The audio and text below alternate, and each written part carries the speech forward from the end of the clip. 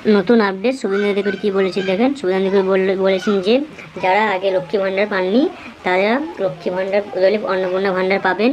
তো জুন মাস থেকে অন্নপূর্ণা ভাণ্ডার পোর্টাল চালু হবে। তো তাদের আবেদন যারা করবেন তারা 1 তারিখ থেকে আবেদন করতে পারেন। এই ফর্মে অনেকগুলি ক্লজ রেখেছি, খুব সিম্পল, এবং আমরা সহযোগিতা করব এবং বিডিও অফিস থেকে বিধায়কদের এই কাজে যুক্ত করা হবে। বিধায়করাও নিজেরা এটাতে নেতৃত্ব দেবেন, নবনির্বাচিত বিধায়কদের এটা একটা বড় কাজ। প্রসেসটা ডেলি চলবে। যেমন যেমন এনরোলমেন্ট হয়ে যাবে, ভেরিফিকেশন হয়ে যাবে, তারা অটোমেটিক কোর্সে লক্ষ্মীর ভান্ডার থেকে অন্নপূর্ণা যোজনায় চলে যাবেন এবং লক্ষ্মীর ভান্ডার তাদের অফ হয়ে যাবে।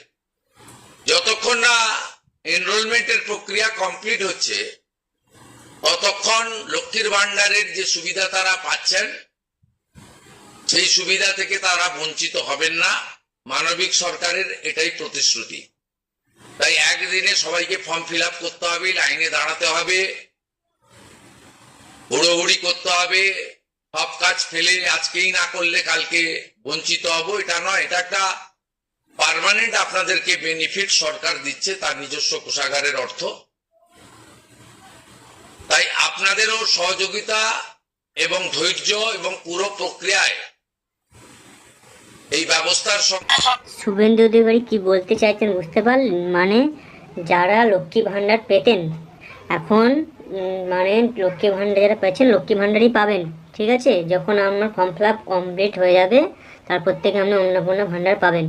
এর মানে কি দাঁড়াচ্ছে বুঝতে পারছেন তো? এর মানে দাঁড়াচ্ছে যে এখন কোনো বাজেট নেই বলে এখন লক্ষ্মী ভাণ্ডারটা চালু থাকবে। যখন বাজেট হবে তখন আপনাদেরকে অন্নপূর্ণা ভাণ্ডারে ট্রান্সফার করবে, তখন আপনারা অন্নপূর্ণা ভাণ্ডার পাবেন, ঠিক আছে?